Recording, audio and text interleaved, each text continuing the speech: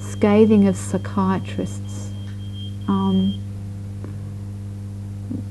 and that has been because they felt that if they had said things about the symptoms that they were experiencing that they wanted to discuss that were distressing, that they felt that they would get more medication, and they felt very inhibited by that.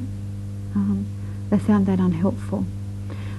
But by the same token, some people have found their psychiatrists very helpful, and those psychiatrists that are being very helpful are those that have listened to them and treated them as human beings, not just as patients. They've actually interacted with them on that human level, and they've been able to discuss with them about their medication and say, look, you know, I don't like this is really doing it bad, and the psychiatrist being willing to work with them, not telling them what to do. And there really is a distinct difference in those two aspects. So being caring and understanding and helpful are important. Another dimension is having knowledge of the illness. For some of, and I can only say that some people said understanding their illness was really important. Other people said it didn't matter that they didn't know their illness, and some of them still didn't understand their illness, but some of them didn't want to. So, you know, there's a range. Spiritual aspects have been quite important, and they've found that needed that spiritual aspect for it being healing. Some people have said that the spiritual aspect was actually dangerous for them. And for other people it hasn't been important at all. So that's our tentative tree. It's going to develop and be a really pretty tree by the time we finish with it, though. It's going to be a lot nicer than that. It's called hope. Huh? Yeah, we're hopeful. We're hopeful we can draw better trees. These are not in any order. I mean, and these are only tentative results. But from the people that we've spoken to so far, these are the things that they have seem to be pretty consistent. Certainly having someone around to talk to, you know, whether that's family or friends or partner or something like that, that has been really important. So has talking and listening to other people. So, and in terms of that talking and listening, that's talking to other people about their experiences and listening to other people about what has worked for them. Something that we'll continually ask, can you tell us more about what other people are saying, so that, you know, we can be inspired, so we can learn what they've done as well. You know, it's this really wanting to know what other people have done. So talking and listening to other people has been important. Having an understanding and caring professional, that is someone that will come when they need them, not when they're, say, you know, once a week, you know, that they know that they have access to that person, has been really important. So as the professional hasn't been judgmental about them, that they felt that they could relate as on a one-to-one level. And often, you know, the statement is, oh, they're more like a friend, is something that does come up, and it has come up in our research.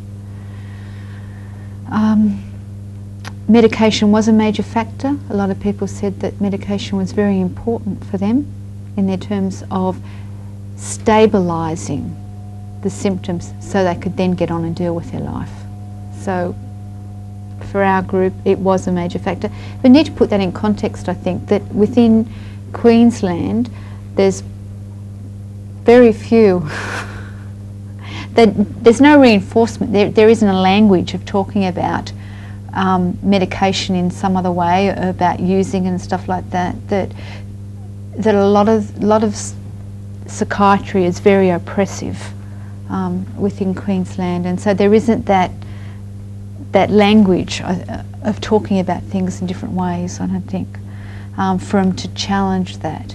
But certainly a lot of people have said that medication was also bad because a lot of them were stupefied by it, and that they felt that it wasn't until they could get over, you know, stop having those large amounts of medication, that they could actually start to think and do things.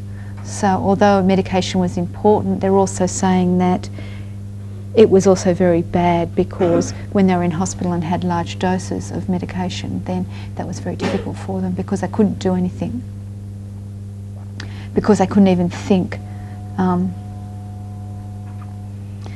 Also, employment was very important, that thing of needing to get back into a normal life. And employment, as most of us know, provides us with a source of self-esteem and is very important. A lot of people we spoke to, they felt like they wanted to be back in employment but had been told so many times that it would be too stressful for them, that some of them were a bit shy about or even knowing how to go about getting employment.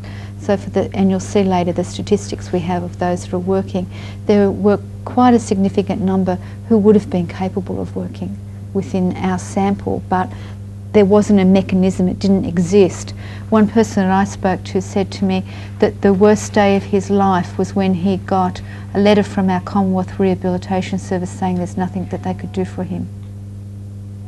And since that day, he has gone on and done voluntary work, become very involved with the church, and he would dearly love to go back to work. But he said, how can I? They said that there's nothing that they can do for me.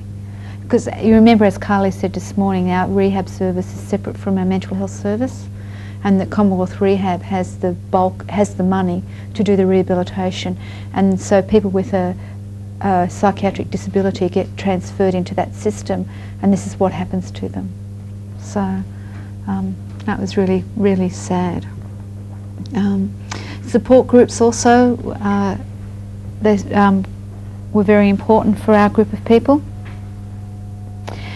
A lot of people said that they needed to accept the illness and the person's limitations, and I've got the limitations as the Queensland phenomena, because how do you talk about doing other things when you really haven't got that language and you don't have a strong consumer movement where people can get together and talk about what they can do? It's like these people have come out because they've had the strength to survive the system and everything that we've done to them to get on with their illness, but they're really doing it in isolation. So that's...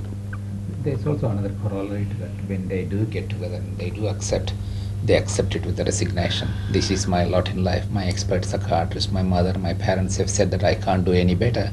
So I'm very happy to come to a schizophrenia fellowship run support group week after week for mums and daddies to prepare lunch for us.